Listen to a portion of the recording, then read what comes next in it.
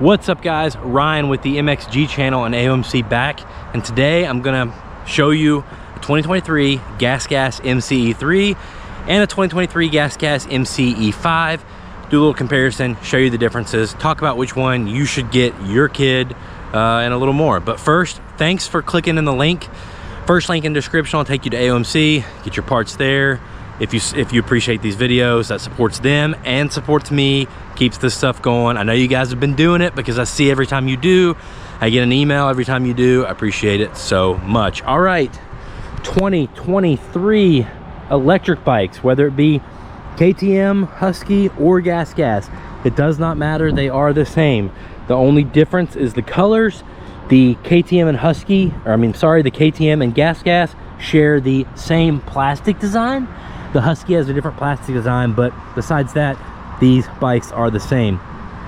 E5, electric 50, has enough power, same size and chassis as the two-stroke, made to race against the two-stroke 50s, and it's competitive. It beats them out of the hole. I think the two-strokes have a little more top speed, I'm told, but these things are awesome.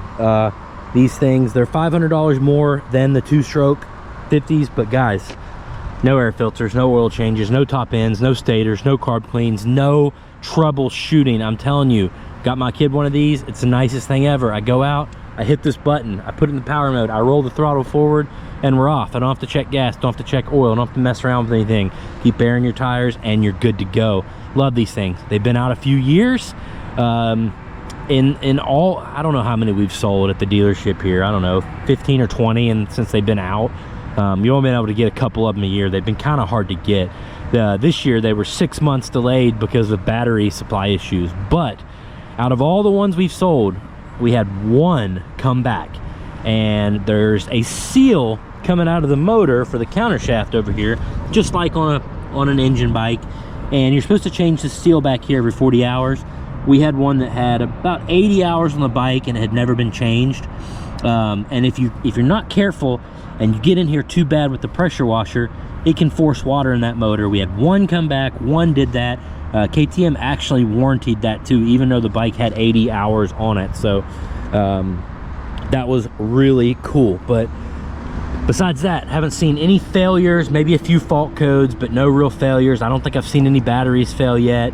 I've heard stories that they have or whatever, but we haven't seen it at AOMC.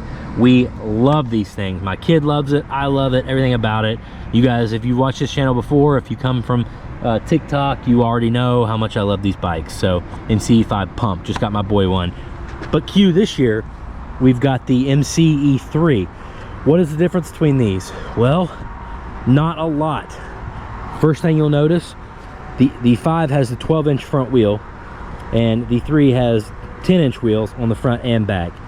There's some classes that the E5 cannot race unless guys would have to buy a 10-inch wheel, swap out to a 10-inch wheel, and that would make this bike able to race in some other classes. Well, the E3's already got the 10-inch wheel, so if that's the class you're wanting to race, you're already good. But because of that wheel, you also get a lower seat height. Now, both these bikes have adjustable chassis for height. See these two different bolts right there for the shock? You've also got two different bolts for the subframe and the tank, so you can lower these things. However, because of the 10-inch wheel on the E3 is going to go down to a lower height. I think it's about an inch. I put them beside each other, and it looks like the E3 goes down about an inch lower. You can also suspension lower the E5 and get it down a lot lower than that. So the rear shock's going to be one of your big differences on this bike. You can see this one has the WP, I believe it's the exact 35 race shock, same as on the two-stroke race 50, whereas the E3, you have just more of a standard play bike shock with not really any adjustability or anything, just a coil spring pretty much. So that's going to be some difference there. So you can lower the E5 and get it as low as the E3 internally with the suspension lowering kit. I've installed several one of those. I can't remember how much the kit is, maybe a couple $100. I usually charge like $150 to install it or uninstall it. So have your suspension guy do that, and you can pretty much get the same height as the E3. So front wheel, 10-inch on the E3, and a lower quality shock.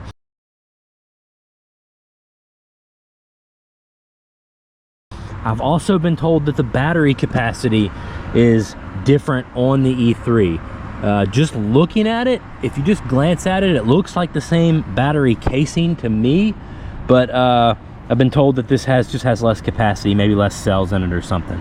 I've also been told that the power is lower on the E3. I don't know if it's a lower max power or if all the modes are just a little slower. I'm not sure, because it does have the exact same display here that the E5 has. And then lastly, I believe the only other difference is with the E5, you're going to get the standard foot brake and then front brake. And on the E3, your rear brake is going to be up here, similar to a P-dub or something like that. So which bike should you get? I don't know, guys. It's really tough. Maybe if this is his first bike, if he's not moving from a P-dub, you know, and maybe you try out the E3. But I think if it's me, and it was just me for Christmas, so I just got my boy an E5, the E5 can be as low as the E3 with a suspension lower if you want, but it's also got the better shock, more power if you want it, more battery capacity, and my boy was ready to start learning how to use the foot brake anyway. So to me, I believe there's a $500 difference in these bikes. My personal opinion, the E5 just makes more sense to me. Even if you want to race this class, you know, grab a 10-inch wheel. If you want to lower it to this much, have a lowering kit installed.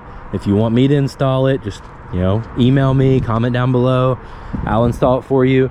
I love options, and KTM has given us options over the years, far more than any other manufacturer, and we are super appreciative of that. That means a lot. But in my opinion, the MC E5 just makes more sense for more people. Hope that clears up some of the differences to you guys. And if I left anything out, missed something, or maybe I've overlooked something, please leave it down in the comments below. I appreciate all you guys that watch this channel, and I'll see you all in the next video.